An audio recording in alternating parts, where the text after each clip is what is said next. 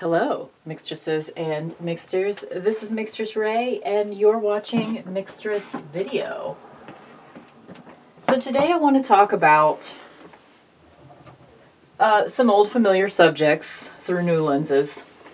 I want to talk about analysis paralysis, decision fatigue, perfectionism, shopping addiction, over collecting, overconsumption, etc.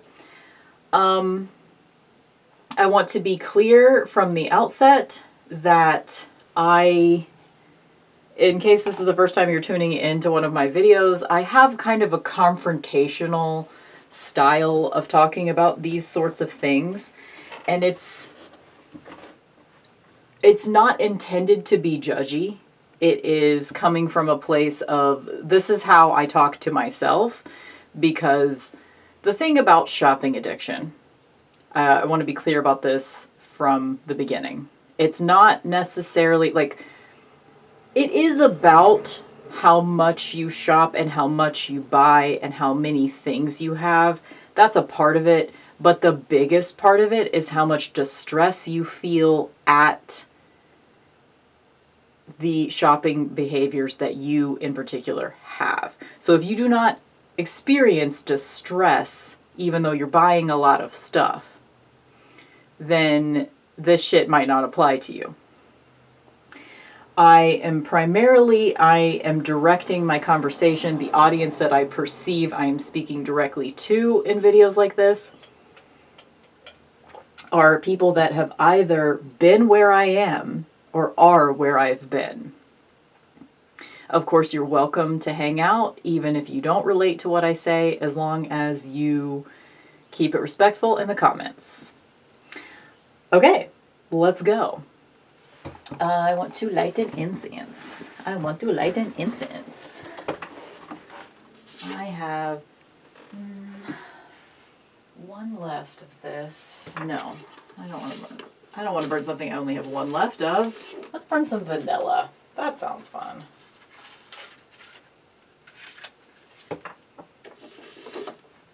Okay.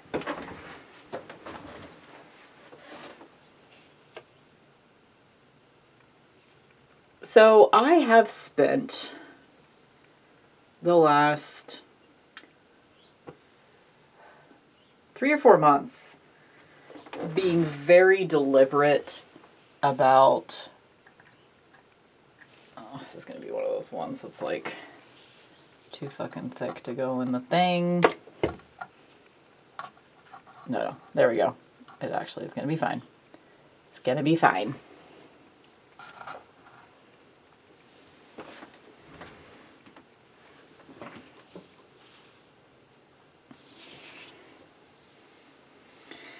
So I've spent the last 3 to 5 months or so being particularly deliberate about the way that I interact with my things.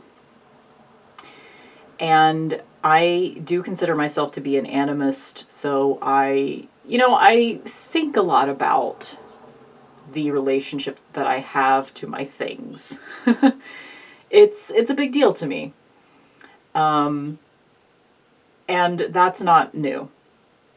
But what is new is I've been doing some, I don't want to say extreme decluttering because it probably doesn't seem extreme from the outside. But I've been really confronting why I choose to keep the things that I've kept in my life. And in many cases, I am deciding that it's time for things to go. Either because they've served their purpose, or I no longer like them, or I never liked them to begin with, but I was trying to convince myself I liked them. All those kinds of things. And this has spread into every single area of my life. My closet, my perfume collection, my tarot and oracle collection, my tools, my art supplies. I mean, in many cases, it's as simple as, oh, I have 3 screwdrivers that are exactly the same. Okay, let's give 2 of these away. I only need one. Sometimes it's that simple, right? But then other times, not so much. But I really recommend, if you are a person that's distressed by how much stuff you have, even if you don't like have shopping problems necessarily, but you just have a lot of stuff. If so, this is like the decision fatigue and analysis paralysis. These are two things that kind of mean the same thing, but I feel that ever since I started collecting tarot and oracle decks, which was 2019, I have been in this space of obsession, truly, and perfectionism. I saw a video recently where someone was talking about perfectionism and how it relates to shopping addiction, and I had never thought about it that way before, but it was very eye-opening for me. Essentially, I had never thought of myself as a perfectionist, which is hilarious now that I know that I am. It's hilarious to me that I didn't think of myself as a perfectionist, because that's so obvious to me now, right? Like, and I think this is something that a lot of us in this space, anyone that collects things, maybe not anyone, but a lot of people that tend to collect things are doing so because they're looking for perfection. That's how I started. I typically in my life, I have gone through a pattern of, I find something that I'm really, really obsessed with and I'm into, and it's my current, what's it called? The autistic term for it? My current special interest. I'll find a new special interest, and oftentimes it will involve me buying a lot of whatever that thing is in order to learn everything I can about it, / wrap my head around it, / find what works for me in that particular category. Like an example I will use here is, my cat is playing in the background too. You'll hear that. An example that I will use here is stereo equipment. So good sound is important to me. I also like to have the ability to play many different formats. I have a tape deck, I have a record player, I use my DVD player as a CD player because, it works. And it's important to me that I have like an amp that I find to be aesthetically pleasing and that does everything that I want it to do and also sounds great. And I don't want it to have a bunch of superfluous crap that I don't want. So I'm specific. I'm very specific about exactly what I want when it comes to stereo equipment. So I needed a new amp, or receiver. Like some people call it an amp, some people call it a receiver. But the main hub where you choose your input and all that stuff if you have like a hi-fi stereo setup. And that's how I grew up, having a setup with different components, and that's how I like it for my main stereo, because that shit's important to me. So that's the way that shit's important to me, and that's my particular preference. Both. So, I dipped my toe into the side of YouTube that is like largely old white guys talking about their stereo equipment.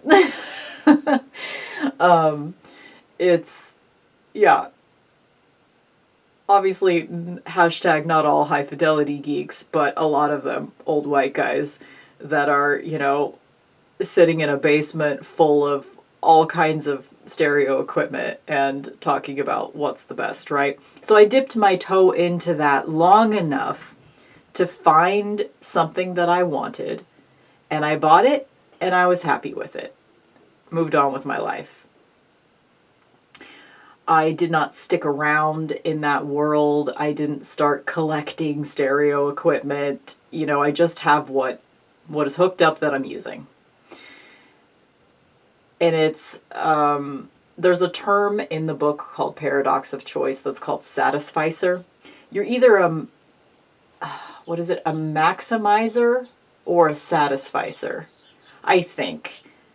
I might be getting the maximizer term wrong. Anyway, the point is you're either a perfectionist when it comes to acquisition of stuff, or you just kind of pick what seems like the best thing and then you're sort of satisfied with it. Anytime in my life that I've allowed myself to be a satisficer, I've been happier.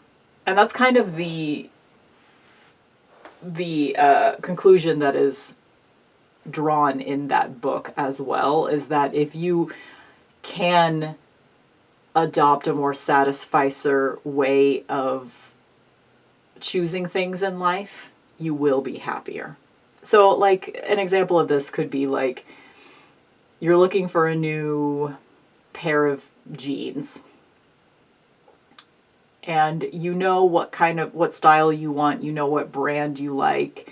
You're looking for something that's going to last a while, that's going to fit you well, and it's a pair of jeans. So you do some research on what's currently available and what your budget is and blah, blah, blah, blah, blah. And you find something that's pretty good. And you buy it and you move on with your life. The problem is when you stick around and keep looking at what's available and keep buying things even though you've already found something. So how this relates to tarot for me personally. Again, this is my experience. So how it played out for me, I was given a tarot deck in November 2018. So it's been, 5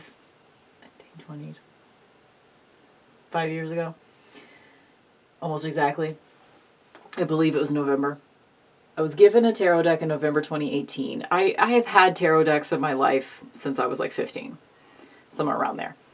So it wasn't like my first tarot deck ever or anything. But I had just started getting back into it at that point. I had an app on my phone that I really, really liked. Highly recommend if it still exists. It's on Android phones. It's called Galaxy Tarot, I think. And it's just a really well done app. And it was teaching me tarot in a way that I had never really learned it before, even though I'd had tarot decks in my possession since I was 15. So it was just a great time for me to be gifted a tarot deck. And that started all of this. So somewhere around, I think it was January, I spent some Christmas money I bought the Wild Unknown. I bought the Centennial Rider-Waite-Smith in a 10 and a couple others in quick succession. I was looking for the tarot deck for me. I was looking for the perfect tarot deck. I actually have always had multiple tarot decks in my possession. Even back when I was 15, I had 3 decks. So I've never been a one tarot deck girl ever. So I wasn't trying to find the one, but I was trying to find the primary one, right? And I actually succeeded. I was looking back, I was having a very obsessive day. 2 weeks ago today, actually, is when this happened, because I remember it was a Thursday. I went back through my Etsy purchases and my Amazon purchases since the very beginning, because both of those sites will keep track of all of your purchases that you have ever made. I went back and I went through the journey of all the things that I've bought on those 2 websites in particular. And it was eye-opening, it was interesting, it was obsessive, it was all of those things. And one of the things that I found was that my top 5 tarot decks that I would list right now for you, my very top 5, I acquired them in the first 2 months that I was in hyper tarot acquisition mode. If I had stopped there, it wasn't like the first 5 that I bought, but it was in the first 2 months. If I had stopped there, and even if I had kept all of the ones that I bought in that time period, which I wouldn't have kept them all, I didn't keep them all. But if I had kept all of the ones that I bought in that like 2-month period, like the first 2 months of 2019, if I had stopped there, I would have a decent little collection of, maybe 15 decks total. And I wouldn't have the decision fatigue and analysis paralysis. So that's what I have realized I experience in every single category of my life. I'm getting dressed in the morning. I'm standing in the doorway of my closet looking for something to wear. There's so much there. I have an abundance of beautiful, interesting clothing that I've acquired throughout my life. And I'm lucky to have that. And I appreciate it. But also, I had to really confront how much of this shit am I not wearing? For some arbitrary reason. There's always something like, oh, this particular shirt is tight on me in this one area, even though I like it for every other reason. And I can't fix it, so let's let it go. I have been really brutal with my stuff in the last several months. And it has changed my life. I'm not kidding. When I want to do something as little as a little art project or something, I know right now, I know where my stuff is, I know how to get to it, I know what I have, and I work with it, Whereas before, I'd have so much stuff that I would prevent myself from actually doing something because I have so much stuff. I don't really know what I have. I don't really know where everything is, or I do know where a specific thing is, but it's really hard to get to it because I have so much other crap in the way that I'm just fuck it, never mind. I have been using, in particular, the 2 big collections of things that I have in my life are tarot or divination decks and perfume. Just using those 2 examples, I have been wearing and enjoying my perfume more than ever, and I've been using and enjoying my divination decks more than ever, and I have less than I've had in 4 years right now. Because I've culled down to, if something doesn't give me that, feeling of love, of wanting to clutch something to my chest because I love it so much, it's gone. And maybe that sounds really brutal to some of y'all out there, but it's working for me.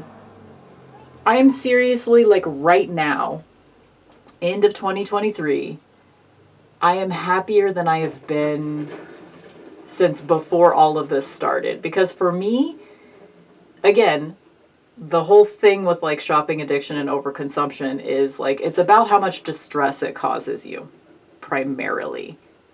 And for me, I've been very distressed. This constant oh, I need to buy this thing because it's like this and it's out of print and this thing over here is a limited print run and this thing is on sale for the next 3 hours and 46 minutes and there's a countdown clock. And all of that internet shopping bullshit that we are inundated in all day, every day, no matter what we're into, we can find a way to buy all of it, go into all the debt, and not be happy at all. It's not a fulfilling process at all. For me, anyway. And I'm still not entirely sure why tarot was different for me, because all my life I've been like this, where like I'll get really into something, I'll buy a bunch of it, and then I'll cull what doesn't work for me and keep what I like and move on with my life, you know? But I didn't do that with tarot, and I didn't do that with perfume. And I think the difference is not the actual things themselves, the perfume and the tarot. It's the way that the world is set up now. How easy it is to see everything that's available in the world and to buy it. I don't need easy accessibility to all the things in the world, it turns out. That's not for me.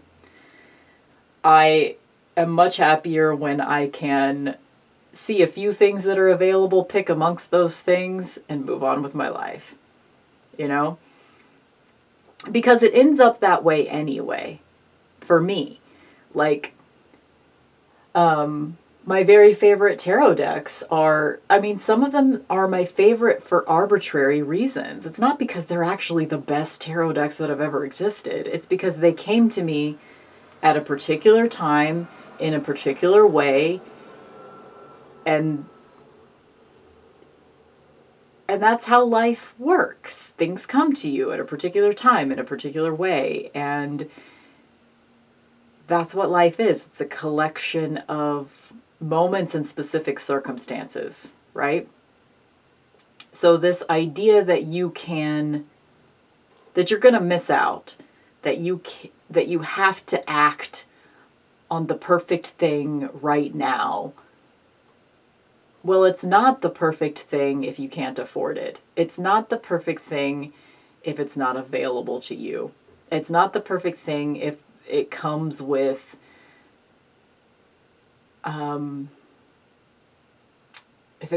spirits attached that do not have your best interests at heart, as, you know, to use a very esoteric example. I feel like I'm waking up from a coma. I don't know if I said that part yet, but it's on my notes here. I probably already said that. Because I haven't been happy. This entire time that I've been, like, collecting all the decks, it hasn't been a happy place for me. I don't know what I was looking for, but as the receipts have shown for me, I found it in the first couple of months I was looking, you know? I mean, yes, there's been tarot decks that I've acquired since the beginning of 2019 that I really like, and I'm happy to have them. But would my life really be that different without them? No. Because tarot is still in my life. Tarot has been in my life since I was 15. And back then, all I had was what looked interesting to me in the metaphysical shop that I bought. You know? Egyptian tarot, Yukio, H.R. Giger tarot. Oh my god. Fairies Oracle. Those were the 4 that I had as a teenager. And also Thoth. Thoth ended up one of them at some point. I might have still been a teenager, or I might have been in my 20s when I first got a copy of Thoth. But anyway, it's the decks, the specific decks are not important. Or they're not as important as we've made them in this particular space. I feel like a lot of us have really I want to phrase this in a kind way, because I'm not here to judge anyone else. And I do recognize that the way that I see things is not the way that everyone sees them. But I personally don't enjoy having a collection of things. And that's not really true either, because I do have a collection of things. But I don't enjoy having a large collection of things. And I think a lot of us have fallen in, a lot of us that don't truly enjoy having a large collection of things have a large collection of things right now. And it's, I mean, for me, it was causing me a lot of distress. And I am sort of making this document also for my future self, as much as for other people right now. I kind of want to tilt up a little bit so you can see a little bit of this other shelf. What was I saying? I also want to make this as a document to my future self as well, because I'm really happy right now, actually. Currently, where I'm sitting right now, where I'm sitting metaphorically, not literally. I'm sitting inside a closet, literally. I have about 20 tarot decks, maybe 22-ish, and like 15 oracle decks,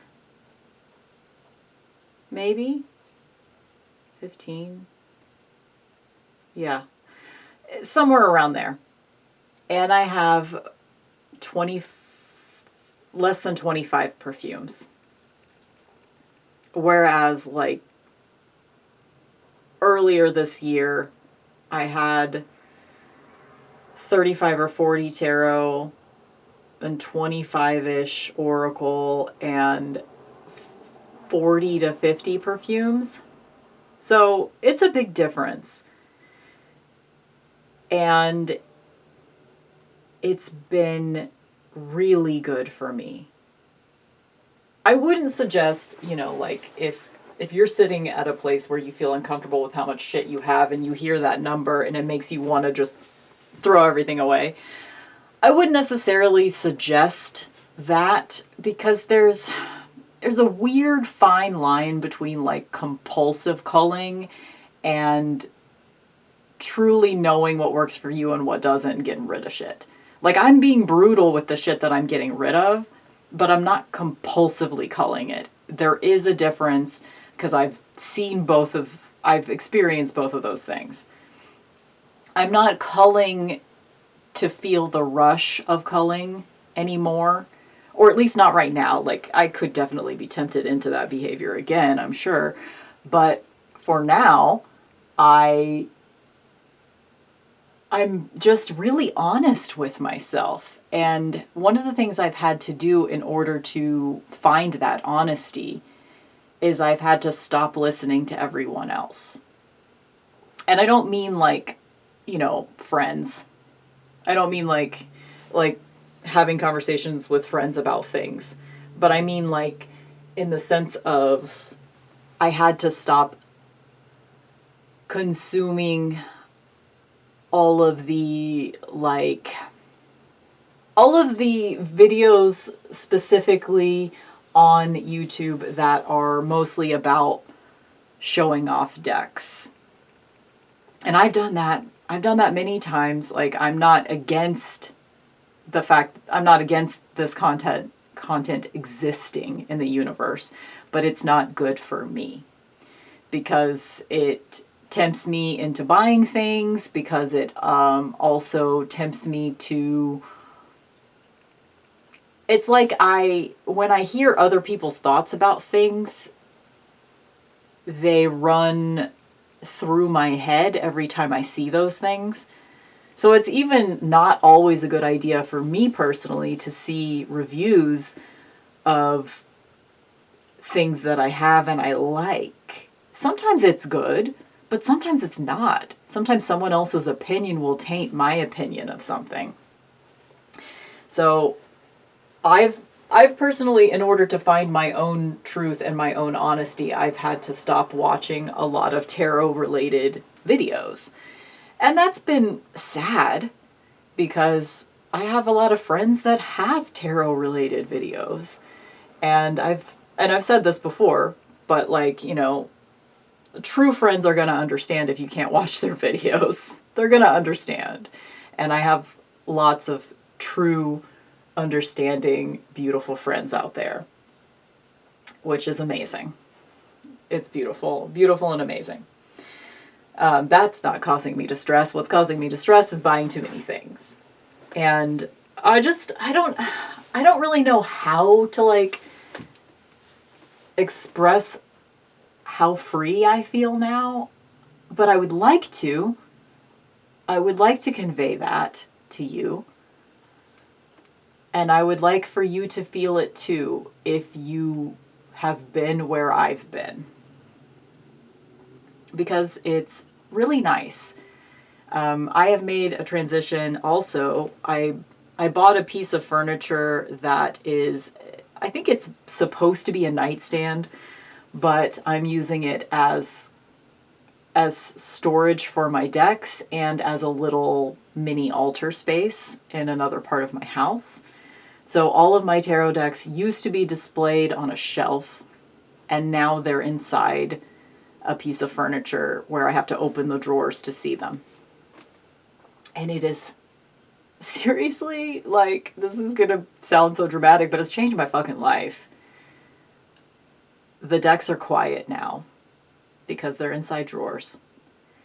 And it has curbed my impulse to compulsively call things before I'm ready to. And it's also,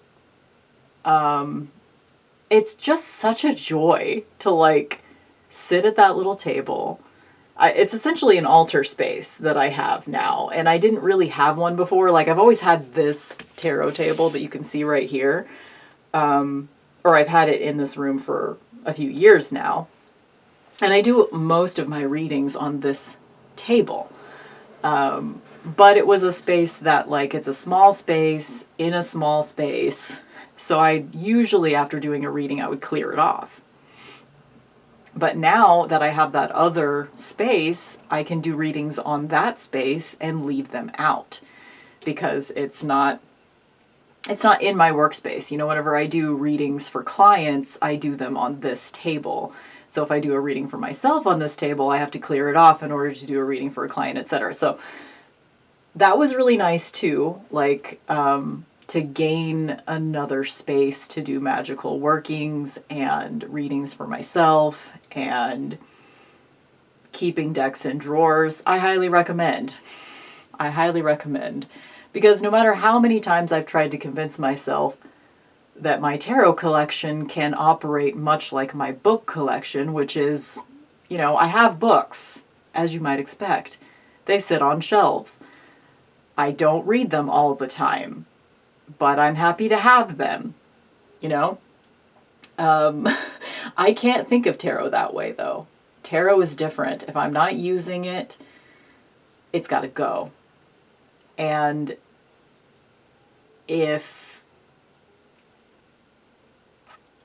also tarot decks can attract some bad energy sometimes.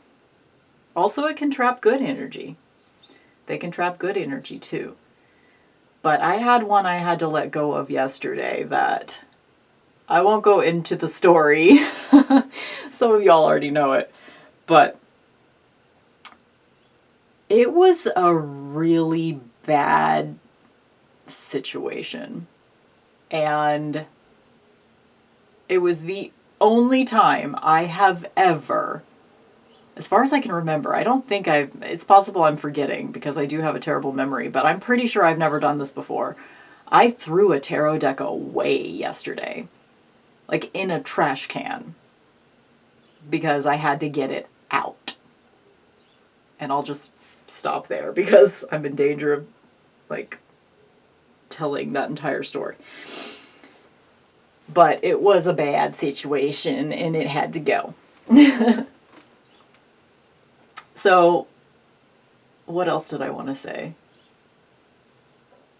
Because I have culled so much of my life, and this, again, like I did this with my closet, I did this with my perfume collection, my tarot collection, my witchy tools. I now have like this little train case full of like herbs and potions and magical ingredients that it's all, I've labeled it all very clearly. I got rid of the shit that I just don't use. And now every time I need something for a spell or something, I just open that little case. I know exactly what's in there. I know exactly what I have access to. I get it. I do it. I've been doing more spell work, more readings. I've been wearing my perfume and honing my glamour magic in a way that I haven't since I was like a teenager. And that's also tied in with my wardrobe as well, because I've been doing this thing lately where like clothes that I haven't worn in a long time that I'm not sure I want to keep, I will base an entire outfit around them for like a work day or whatever. And if it doesn't work out and I don't really like it anymore, that's my last wear. I enjoy it one last time and then I let it go. Same with perfume. I've been wearing a lot of my perfumes lately and I have had some days of smelling like I don't want to smell. And I'm realizing there's so many different things that I've been trying to, this is the part I haven't really gone into yet that I do want to talk about. Just in case you have the same issue. There was a lot of things in my life that I was trying to convince myself that I liked, that I did not like. Like, there's a lot of, like, particularly with, like, tarot and oracle, there's, like, the story of why I bought a thing. The idea of how I thought I would use a particular tarot or oracle deck. That when I got it, it didn't work out, but I'm still kind of clinging to that idea, even years later in some cases. Like, I thought I was going to use this deck for ... purpose, but it actually isn't that, and it never has been. So whenever I would catch myself saying whatever that narrative is of what I thought this was going to be before I got it, and it actually isn't that, I'm letting those things go. It's like, you know, fuck. Or like, you know, in some cases it's like, ooh, someone I really likes this thing. Why don't I like it? What's wrong with me? Well, I don't like it. So it's gotta go, you know? Yeah. Or, you know, sometimes there are things that you had your time with them and now you're done. You know, there have been tarot decks that, like, I worked with them for a particular reason, for a particular time period, and then it was like they went dead after that. They weren't for me anymore. I learned what I needed to learn from them, and now it's time to move on. And that's okay. There have even been tarot decks that I've gotten rid of that I still liked them and still used them, but because they reminded me of a particular person or a particular situation, and I couldn't let go of the discomfort that I felt because of that, I let it go. Because, like, what if I'm a perfectionist and I can't change that, which is probably the case, I might as well allow myself to let go of things that aren't perfect. You know? And that does mean that sometimes I'm going to get into a moment of overconsumption because I'm trying to find what works for me in particular categories of things. I want to surround myself with things that are useful and beautiful, and I'm very particular about those things. But the distress comes when I keep it all, because I feel guilty about whatever it is. You know, I feel guilty because I feel like I should like something, or because a particular person gave it to me and I love that person, or whatever. Like, I don't know, life is too short and there's too much shit to have that mentality, in my opinion. For me, anyway. So, what else did I want to say?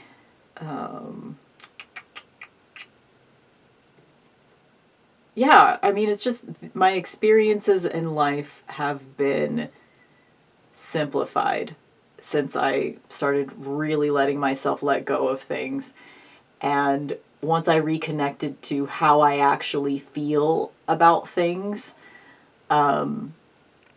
it's made it so much easier to let go of things and not look back.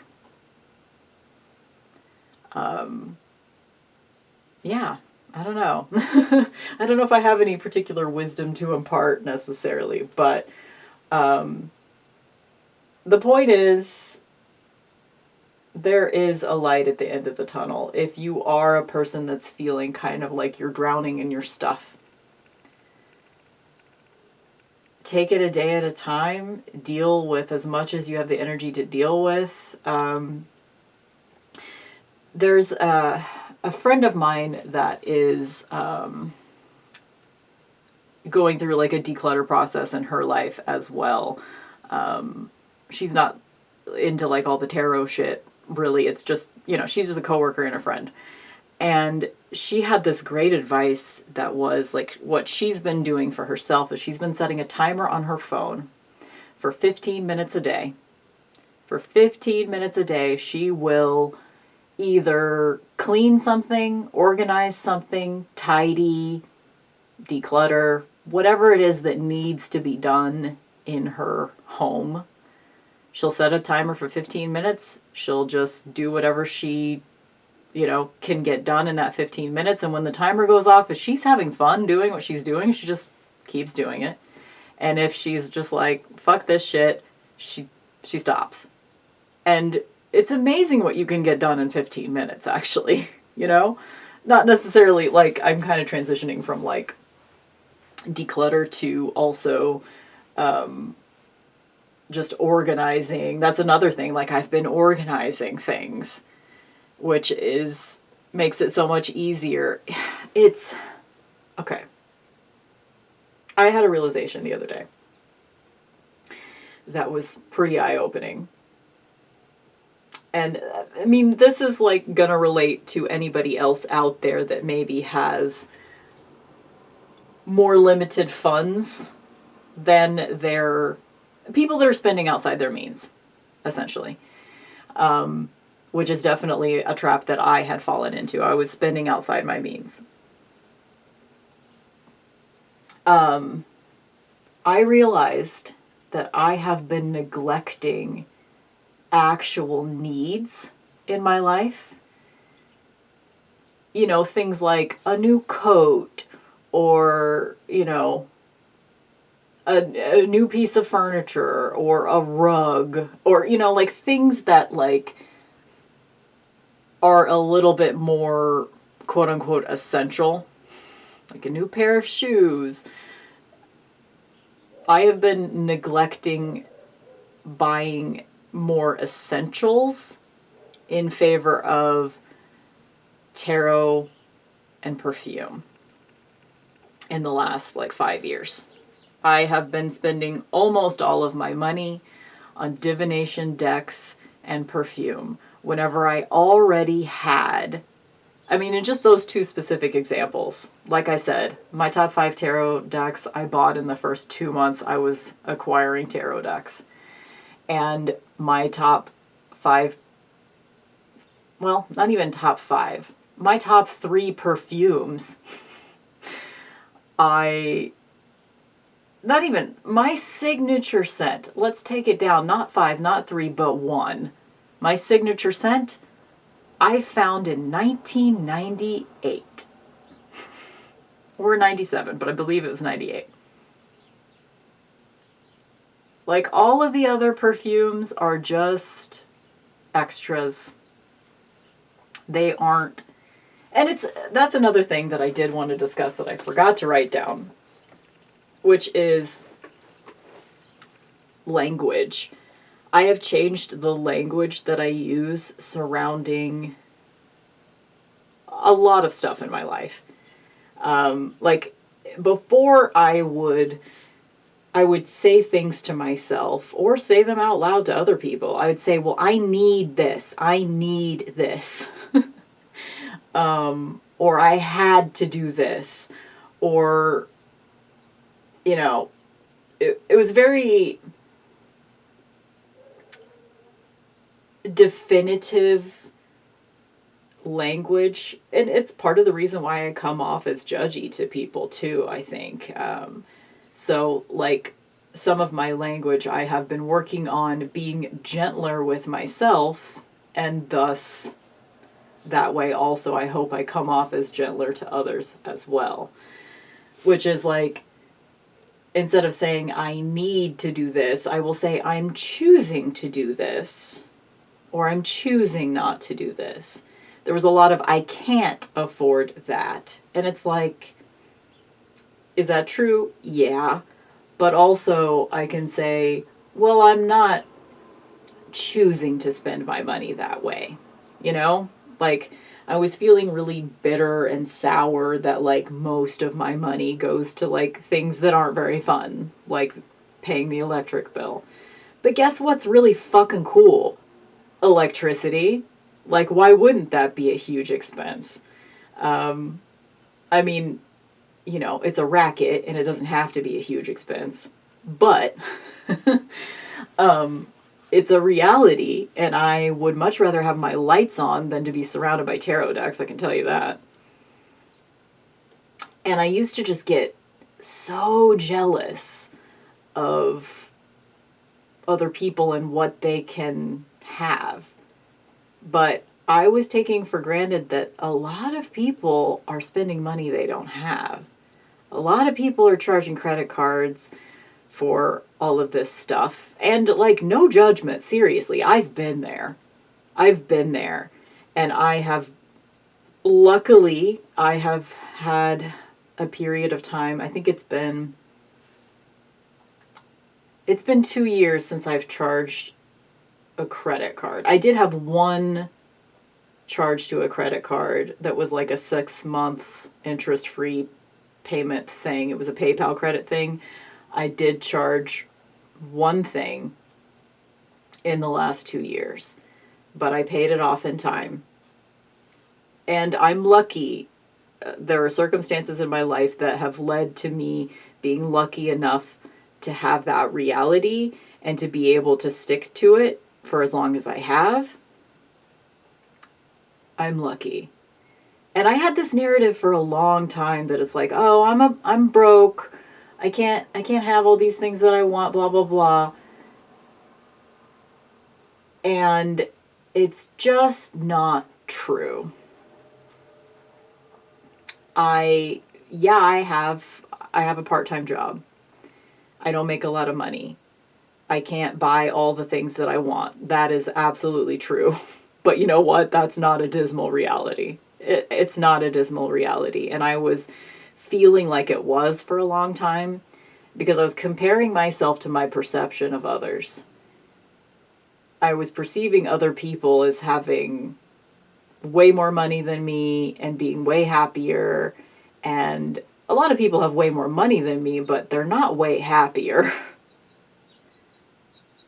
And also, I chose to have a part-time job, and I am lucky that I get to make that choice. I love my life, actually. And I would not choose being able to buy all the tarot decks in the world over my time, you know? And I get to choose time over money. I am lucky. So, changing my language surrounding that stuff has really helped. And, like, I've definitely learned some gratitude techniques in the last year. And yeah, I just wanted to, like, give you guys a little bit of an update too. Like, some of this is just, you know, shopping addiction bullshit like I do, but also I have felt pretty reluctant to be here. Be here question mark, just because I don't know how to phrase that. I've been reluctant to be here. I've been reluctant to speak on my life publicly. And I'm still not entirely sure how much of that is because I really don't want to speak on my life publicly anymore. It's possible that that transition is happening for me. Or if I'm just afraid of the backlash when I do speak about my experience. Because, you know, I will put my foot in my mouth every once in a while.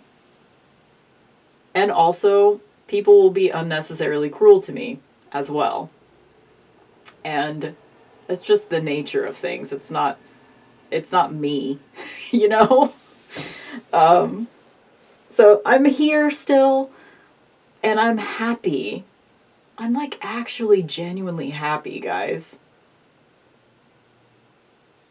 And it is directly because I have let go of a lot of attachments. My attachments to thinking I need to be able to afford fancy things, because I don't. Fancy things aren't really for me. They're not. And that's okay. I don't need to afford them. I have changed my language with that too. It's like before I would be telling myself, well, maybe I don't deserve those things. Maybe I can't afford them because I don't deserve them. But guess what? They don't deserve me. That's what it is. If I can't afford it, it doesn't deserve me. And I don't mean that literally. I'm not trying to like demonize, you know, independent artists that are charging a lot of money for their shit. I'm not trying to demonize those people, even though a lot of people think that I have tried to do that. That is not what I'm trying to do. But it's, you know, there's a price point that is not for me. And that's okay. And that's okay. Let me stop now because, you know, this is where I tend to start devolving, unraveling. I've already started, so I'll stop here. But I just wanted to say hi, and I am soon no longer going to have access to the fast internet upload speeds. I might be looking into changing my internet provider or something. I don't know what options are out there for me, but I have been lucky to be using a library hotspot for the last like 6 to 9 months or so. Most of this year I've had access to a library hotspot because of this big grant that we got. I think it's like a Missouri state grant of some kind. I don't know. But that grant is ending at the end of November, so I will no longer be able to... I'll have to go back to it taking 24 hours to upload a video. And I am not looking forward to going back to that life, because I have gotten used to this. Like, it only takes like 2 hours for me to upload a video right now. And that has been really nice. All of that is just to say, like, you know, I might be even more infrequent with my uploads from now on because of that, and because of, like, I don't know how much I want to say anymore. I don't know what I want to say. I don't know what I have to say. I don't know if anything's interesting that I have to say. I don't know. And it's okay, though. I'm, you know, things are up in the air. I'm in a transition period, and it'll be what it'll be, and I'll be fucking around and finding out. Bye.